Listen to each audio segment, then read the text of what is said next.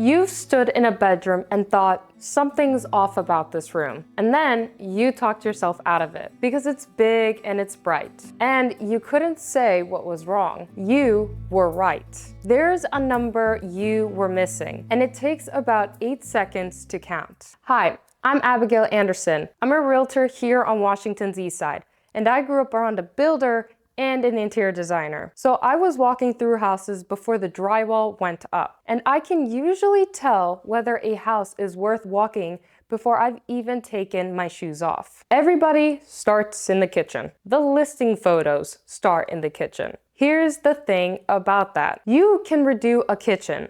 Yes, it's expensive, it's annoying, and something you shouldn't necessarily plan for, but it's a check that you can write later. However, you cannot redo the shape of a bedroom, not without moving a wall and a permit and finding out what's holding the roof up. The bedrooms are the part of the house you're stuck with. They're also the part you're paying for, because the bedrooms and the bathroom count is what sets the price. So that's where I go first. And when I said there's a number you were missing, I meant that literally. It's a count. 4 walls, 1 question, about 8 seconds a room. You're not being picky.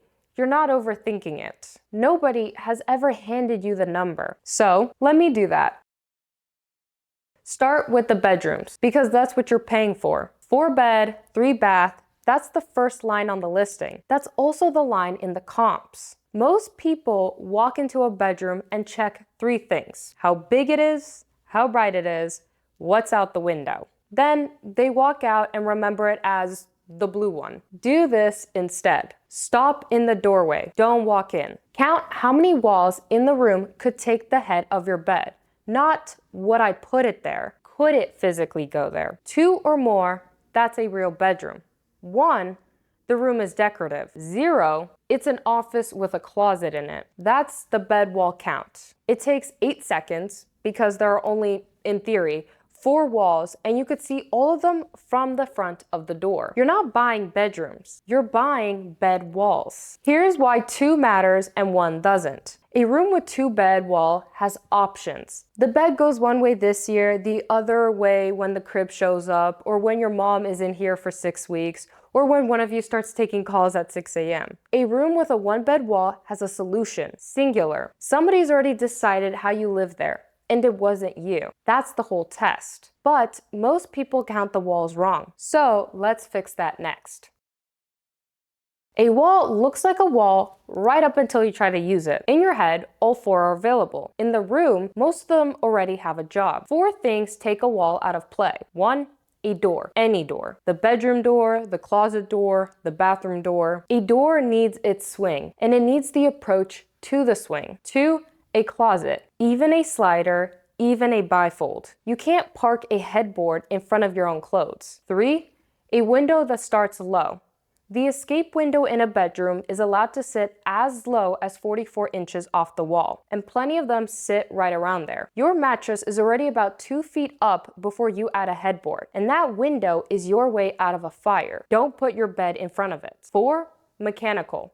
A return vent, a radiator, a baseboard heater. Cadet, which is the heater in a lot of those older houses around here, asks for 1 foot of clearance to the side and above and 3 feet in front. That's not a decorating note. That's the fire instruction. Doors, closets, low windows, mechanicals, the 4 wall killers. Run the doorway again with those in your head and watch 4 wall room turn into a 1 wall room. A wall stops being a wall the second something else needs it. That one's structural. The next one, you'll feel it every single night. Quick thing before the next one. If this is already changing how you're looking at listings, subscribe. This whole channel is me handing you the stuff I actually use to help my buyers and sellers on the east side. 2 bed walls, good. Now, can 2 people live around the bed? On a floor plan, a bed is a rectangle. In real life, it's 2 adults in the dark at 2 a.m.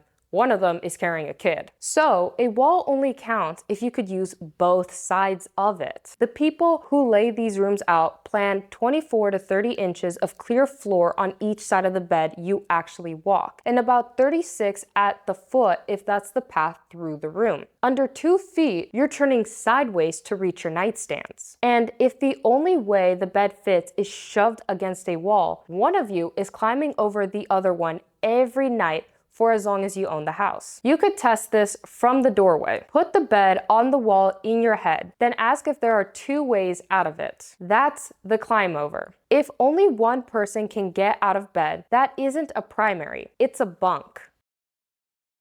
Now, the part that makes the listing make sense. You'd assume there's a standard for what counts as a bedroom. There is. It's just way lower than you think.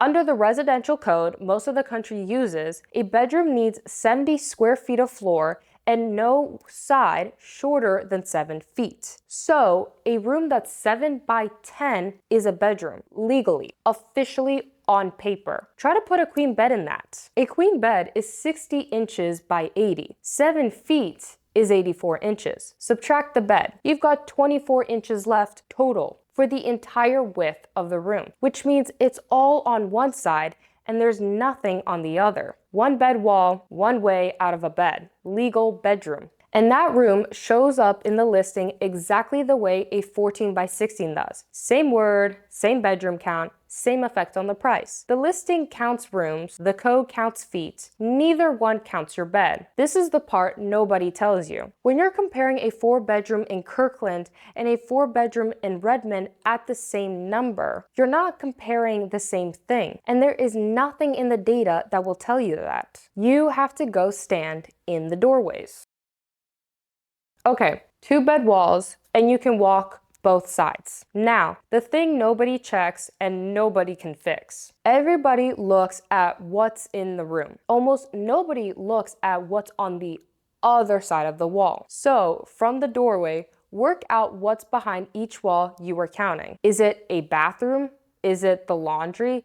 Is it the garage? Is it the stairs or the kids' room or the street? Because here's what I mean about nobody telling you this. There's a code rule for sound, and it's a wall rated 50 STC. That rule is for the wall between 2 condos, but between 2 rooms inside your own house, there's no minimum, none. And it's entirely up to whoever built it. A bare 2 by 4 wall with drywall on both sides and nothing in it is about 33. Put installation in that same wall and you're at 36 to 39. That's a cheap upgrade. A builder who cares does it between the primary and the bathroom without being asked. Somebody building to a number skips it, and the wall looks identical once it's painted. So, knock on it. Have your agent stand in the next room and talk in a normal volume. That's the headboard neighbor. And it tells you 2 things at once. It tells you who's going to wake you up, and it tells you which kind of builder you're dealing with. Because everything you can't see was decided by the same person.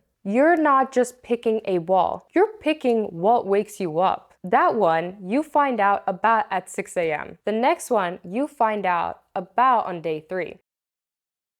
Here's how everybody looks out of a bedroom window. Standing up in the middle of the room at 1 in the afternoon on a Saturday. You will spend 0 hours of your life doing that. So go stand where the headboard would go and get your eyes down to about where they'd be sitting up in bed. Now look, what's actually out there? That one you're checking for is the neighbor's window. Same height, straight across. That's not a curtain problem, that's a permanent problem. Then check which way it faces. This is the Pacific Northwest. A north-facing bedroom with 1 window is dark from October to May. An east-facing bedroom in June is bright at 5:15 in the morning, whether your 2-year-old agrees or not. Then check what's under it. The driveway, the heat pump, the neighbor's floodlight. That's the pillow view. So that's the whole test. 5 questions from a doorway, every bedroom in the house. How many walls could take the bed? Is anything else already using them?